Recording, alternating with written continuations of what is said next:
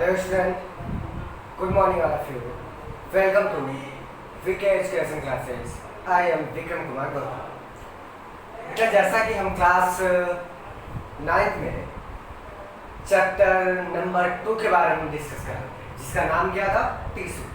तो हम टिश्यू के बारे में हम क्या कर रहे थे, अध्ययन कर रहे थे। हमने कल आपको फर्स्ट लेक्चर प्रोवाइड किया था, जिसमें हमने बताया कि आपको एनसीईआरटी का शुरुआत का मैटर है, तो शुरुआती पार्ट आपको हमको समझना था, जिसमें हमने बहुत सारे फंडामेंटल चीज़ों को हमने क्या किया, समझा।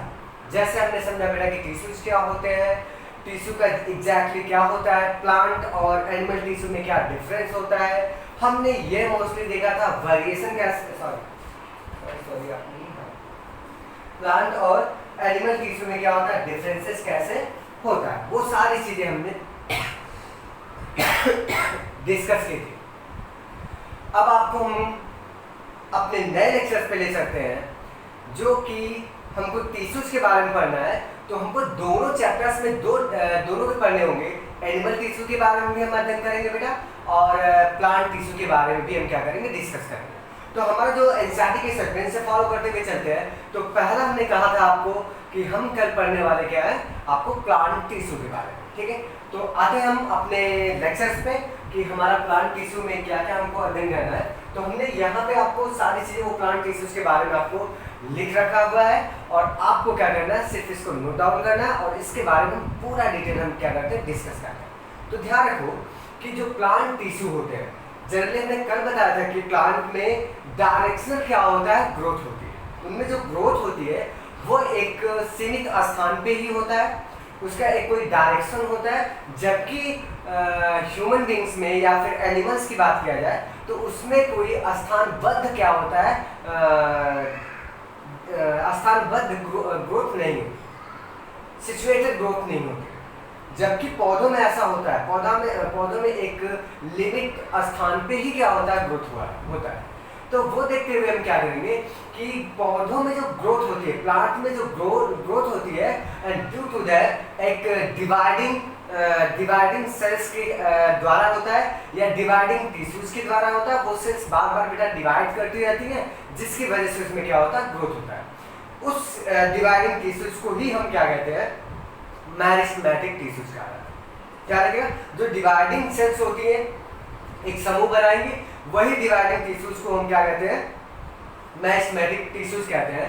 तो आके हम अपने फंडामेंटल पे चले, तो पौधों में हमको दो तरह की टिश्यूज देखने को मिले। ठीक है, यदि देखा जाए मेनली आपको उसको कैटेगराइज करके डिवाइड किया गया है, तो पौधों में हमको दो प्रकार की टिश्यूज मिलेंगी। वो हमने यहाँ पे लिख लेते हैं, उसको डिस्कस करते हैं। पहला हमने देखा हुआ प्लांट टिश्यू। प्लांट में आपको दो तरह की बेटा टिश्यूज मिलती है। एक होती है, पहला नंबर पे हमने लिखा हुआ मेरिस्टेमेटिक टिश्यू। ठीक, मेरिस्टेमेटिक टिश्यूज कहते हैं विभोज्योतक। क्या कहा जाता है, हिंदी में उसे लिखा गया होगा विभोज्योतक। ठीक है, जो बार बार कंटिन्यूअस विभाजित करती है। और दूसरा जो होता है बेटा, एक होती है क्या, दूसरे नंबर पे हमने लिखा हुआ है परमानेंट टिश्यू। ठीक है, क्या लिखा हुआ है, परमानेंट टिश्यू। ये दो प्रकार की प्लांट्स में पादप जो ऊतक होते हैं, उसमें दो तरह के होते हैं। एक होता है बेटा आपको मेरिस्टेमेटिक टिश्यू, और दूसरी होती है परमानेंट टिश्यू। क्लियर हुआ। फिर फर्दर क्या करते हैं, मेरिस्टेमेटिक टिश्यूज को 3 भागों में डिवाइड किया गया। उसके स्थानबद्ध तरीके से वो कहाँ प्रेजेंट होती है, उसके पोजीशन के आधार पे क्या किया गया है, उसको 3 भागों में क्या करते हैं, कैटेगराइज किया गया। उसका पहला जो होता है उसको हम बोलते हैं बेटा एपिकल मेरिस्टेम। ठीक है, वो मेरिस्टेमेटिक टिश्यू की बात कर रहे हैं, एपिकल मेरिस्टेम बोला जाता है। दूसरा जो होता है उसको हम बोलते हैं क्या, लैटरल मेरिस्टेम। तीसरी जो पाई जाती है उसको हम कहते हैं इंटरकैलरी मेरिस्टेम। आपको एनसीईआरटी में जो हिंदी में लिखा हुआ उसको देख लीजिएगा।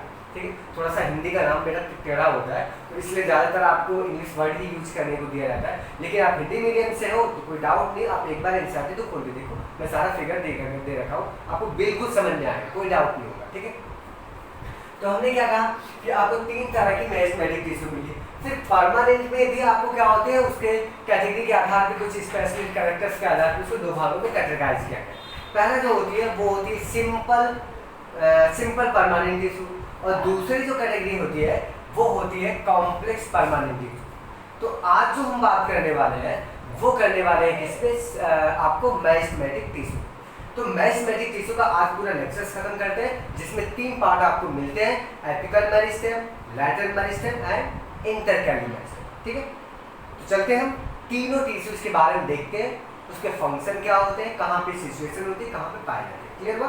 तो आते हैं बेटा अपने इस लेक्चर पे। तो ये जो हमने लिखने के लिए आपको दे दिया, स्क्रीनशॉट ले लीजिए, आप एक जगह पे लिख सकते हो ताकि आपको इसका फंडामेंटल क्लियर है कि हाँ ये टिश्यूज आपको कहाँ कहाँ पाई गई है, किस तरह की है। ठीक है, तो ये आपको हमने क्या किया, बना दिया।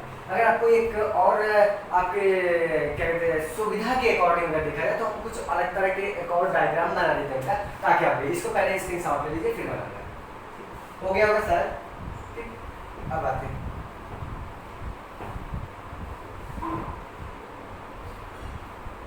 देखिए, यहाँ पे हमने प्लांट टिश्यू लिखा था, इसको अपने सुविधा के लिए एक सादे पेज पे आप बना सकते हो या फिर अपनी कॉपी पे नोट्स पे बना सकते हो। तो देखो ये क्या लिखा हुआ, प्लांट टिश्यू हमने बताया।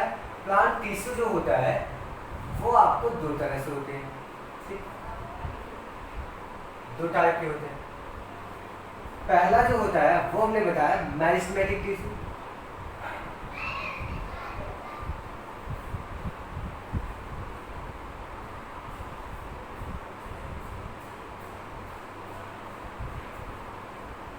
और दूसरा हमने बताया था परमानेंट टिश्यू।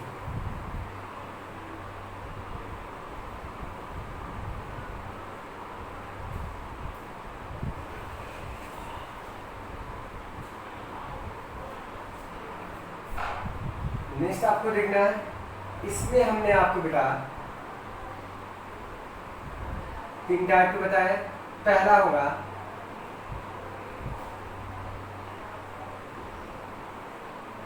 एपिकल मेरिस्टेम, दूसरा होता है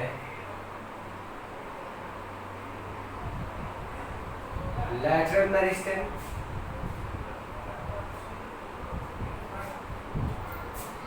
तीसरा होता है इंटरकैली मेरिस्टेम।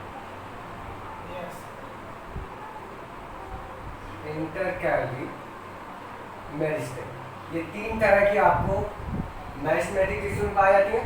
और परमानेंट टिश्यू में आपको कितने टिश्यूज होती है, इसमें अभी अभी हमने बताया था आपको 2 टाइप्स की होती है। तो इनके आप 2 यहाँ लिख लो।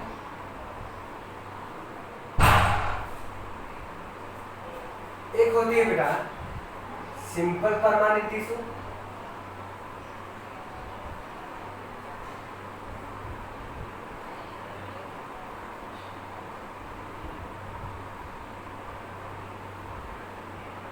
सिंपल परमानेंट टिश्यू, और दूसरी होती है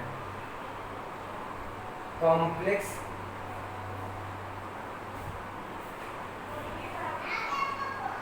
परमानेंट टिश्यू। क्लियर हो गया?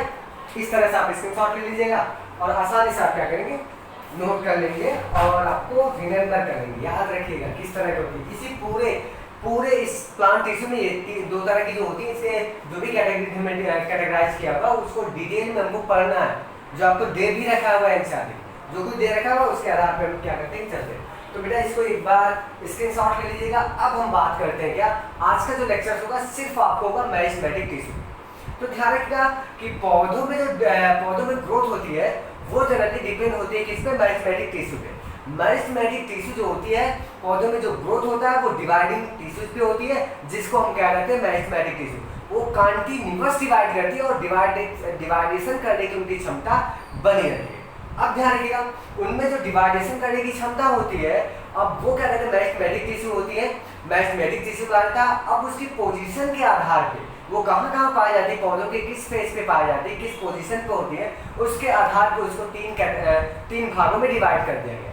पहला हमने बताया बेटा, पहला जो बताया हमने क्या आपको, एपिकल मेरिस्टेम, दूसरा होती है लैटरल मेरिस्टेम और तीसरा होती है इंटरकैली मेरिस्टेम। एक आपको एनसीईआरटी का फिगर डायग्राम हमने बना रखा होगा जिसमें आपको बिल्कुल समझ में आ जाएगा। देखो ध्यान, सबसे अपेक्स पे जो टिप पे पाई जाती है उसको हम बोलते हैं एपिकल मेरिस्टेम। चाहे शूट टिप पे apical meristem present in the shoot tip और रूट टिप, रूट जो होता है, रूट मतलब होता है बेटा जड़ जो होती है, पौधे की जो जड़ होती है, और शूट का मतलब होता है जो पौधे का ऊपर वाला भाग निकलता है, जड़ के ऊपर वाला, ठीक है। अर्थ में जो जब सीड आपको जर्मिनेट करता है तो क्या होगा, एक अर्थ की तरफ जाएगा, ठीक है, उसको रूट कहेंगे। एक शूट निकलेगा ऊपर की तरफ जाएगा, जिसमें स्टेम होगी, लीफ मॉडिफाइड होगा, उसको शूट बोला जाता है। तो उसके शूट के अपेक्स पे, क्योंकि ग्रोथ हो रही है ना बेटा, धीरे धीरे वो बढ़ता रहता है पौधा, तो ग्रोथ की वजह से हो रहा है। कौन टिश्यू का हेल्प है उसमें, कार्डिनिमस वो कर रही है मेरिस्टेमेटिक टिश्यू। तो मेरिस्टेमेटिक टिश्यू में बार बार वो डिवाइडेशन होता रहता है, जिसकी वजह से आपको क्या होता है, वो ग्रोथ होता है, ठीक है। तो उसके लिए क्या होता है कि एपिकल मेरिस्टेम जो होती है वो रूट टिप पे पाई जाती है एंड शूट के टिप पे पाई जाती है। रूट के टिप पे मतलब सबसे अपेक्स पे ऊपर, एपी का वर्ड होता है बेटा सबसे ऊपर पार्ट पे, शीर्षस्थ जिसे हिंदी में लिखा होगा, शीर्ष मतलब सबसे शीर्ष पे, वैसे आपको टिश्यू पाई जाती है, उसको बोलते हैं एपिकल मेरिस्टेम। वो शूट टिप पे भी होगी और रूट टिप पे होगी, और उसकी लेंथ में बड़ी हेल्प करती है, वो पौधे की लेंथ को क्या करती है, ग्रो करती है, ठीक है। पौधा बहुत तेजी गति से आपको उसकी ग्रोइंग पॉइंट होती है, रूट बढ़ती है और स्टेम बढ़ती है और उसका शूट बढ़ता है, वो सब आपको किसकी वजह से होता है, एपिकल मेरिस्टेम की वजह से होता है। क्लियर हो गया? आपको एपिकल मेरिस्टेम जो दे रखा था मेरा एनसीईआरटी में, वो हमने आपको बता दिया कि एनसीईआरटी में आपको क्या देखो, ये दे रखा होगा, बहुत ज़्यादा कुछ लिखा नहीं है आपको एपिकल मेरिस्टेम के लिए, मेरिस्टेम में एपिकल मेरिस्टेम होती है, ठीक है। और ध्यान रखिएगा, एपिकल मेरिस्टेम होती है। एपिकल मेरिस्टेम हमने बताया कि एपिकल मेरिस्टेम, तो उसके बाद आपको ध्यान रखिएगा, उसके बाद दूसरी जो आती है एपिकल मेरिस्टेम, वो विद्यमान रहती है और उसकी वृद्धि में करती है। और दूसरी ओर क्या होता है, दूसरी जो पॉइंट आपकी है वो है आपको क्या, लैटरल मेरिस्टेम। लैटरल मेरिस्टेम जो होती है वो उसके आपको परिधि पे पाई जाती है, मूल के परिधि पे, या फिर आपको क्या कहते हैं कि तने की परिधि पे, या फिर आपको क्या कहते हैं मूल की, जो आपको रूट की परिधि पे क्या होते हैं, पाए जाते हैं। और इनके कारण आपको क्या होता है, इनके कारण उसका डायमीटर क्या होता है, उसके कारण उसका डायमीटर क्या होता है, जब बढ़ता है। डायमीटर मतलब पौधे की जो मोटाई होती है, ध्यान से फिर से सुनो, जो एपिकल मेरिस्टेम होती है वो रूट टिप पे पाई जाती है, शूट टिप पे पाई जाती है, और वो उसकी लेंथ को क्या करती है, बढ़ाती है, उसके वृद्धि करवाती है पौधे की। और जो लैटरल मेरिस्टेम होती है वो आपको यहाँ पे दिख रहा है ना, फिगर को ध्यान से देखो ना, ये लैटरल मेरिस्टेम पौधे की जो डायमीटर होता है उसकी परिधि पे पाई जाती है, ऐसे चारों तरफ परिधि पे पाई जाती है, और वो बेटा क्या होती है, उसकी मोटाई को क्या करती है, बढ़ाती है। मोटाई में कौन हेल्प करता है, पौधे की मोटाई। देखो जड़ पौधा पहले छोटा सा रहेगा, पतला सा रहेगा, धीरे धीरे उसका डायमीटर जैसे जैसे लॉन्ग होता जाएगा, लेंथ बढ़ेगी, उसका डायमीटर भी बढ़ता जाएगा, मोटाई भी बढ़ती जाएगी। तो मोटाई जो बढ़ रही है वो लैटरल मेरिस्टेम की वजह से हो रही है, और जो लंबाई ग्रो कर रही है वो किसकी वजह से, एपिकल मेरिस्टेम। तो दो हो गए। तीसरी पॉइंट आप बड़े इंटरकैली। कभी कभी क्या होता है, कुछ पौधों में जब पास संधिया, स्टेम की एक बड़ी इंपॉर्टेंट पॉइंट होती है, स्टेम और रूट की बात करें। स्टेम मतलब होता है बेटा आपको क्या कहते हैं, स्टेम मतलब तना, और रूट मतलब होता है जड़। जो कि स्टेम होती है जहाँ से पत्तियां निकलती है, वहाँ पे पार्श्व संधियां पाई जाती है। जैसे आपको देखो यहाँ पे ये वाला पॉइंट आपको दिख रहा है ना, ये पार्श्व संधियां ही है। ये देखो एक संधि, यहाँ पे दूसरी संधि, यहाँ पे तीसरी संधि, ये देखो, ये इसको बोलते हैं बेटा नोड बोला जाता है। और एक चीज याद रखिएगा, हमेशा जो पत्तियां निकलती हैं, स्टेम का एक कैरेक्टरिस्टिक फीचर है, स्टेम का बड़ा इंपॉर्टेंट कैरेक्टर है कि स्टेम में आपको अगर सेक्शन करेंगे तो उसमें आपको क्या पाया जाता है, नोड पाया जाता है और इंटरनोड, संधियां पाए जाते हैं। तो ये देखिएगा, ये जो होता है, जो आपको इस तरह से मिल रहा है, इसको कहते हैं बेटा नोड कहा जाता है। और नोड वाले स्थान से ही क्या होता है, जो लीफ क्या होती है, लीफ या ब्रांचिंग जो हो रही है पौधे की, वहीं से होती है। लीफ जहाँ से निकल रही है, कुछ भी निकल रहा हो ब्रांचिंग हो रही, वो उसके नोड वाले पार्ट से ही निकलती है, इंटर नोड वाले पार्ट से नहीं निकलती। तो आप कहोगे नोड और इंटर नोड क्या होता है सर, तो ये ध्यान रखिए, हमने नोड बताया, नोड यहाँ पे भी आपको मिला, तो दो नोड के बीच में कुछ गैपिंग पॉइंट मिल रहा है, ये भी नोड हुआ और ये भी नोड हुआ, तो ये गैप वाला जो पॉइंट मिल रहा है इसको कहते हैं हम बेटा इंटर नोड कहते हैं, इंटर नोड कहा गया। ये एनसीईआरटी सर ने बता दिया। तो हमेशा वो ब्रांचिंग होती है, तो जहां पे संधियां पाई जाती है वहां पे भी आपको एक प्रकार की मैथमेटिक टिश्यू मिलती है, जिसको बोलते हैं बेटा इंटरकैलरी मेरिस्टेम। इंटरकैलरी का मतलब दो संधियों के बीच में जहां पाई जाती है उसको हम क्या कहते हैं, इंटरकैलरी मेरिस्टेम कहते हैं।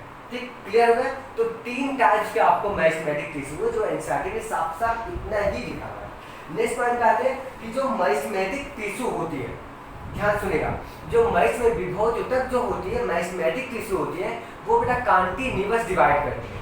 उसमें की कुछ सेल्स, सारी की सारी सेल्स नहीं, कुछ सेल्स क्या होती हैं आपको अलग अलग भाग बनाती है जो हमने ये तीनों पार्ट में देख लिए हुए, और उसमें से कुछ क्या होती है ग्रोथ करती है और मॉडिफाइड हो जाती है, रूपांतरित हो जाती है, परिवर्तित होकर वो एक अदर टिश्यूज का क्या होती है पार्ट बन जाती है।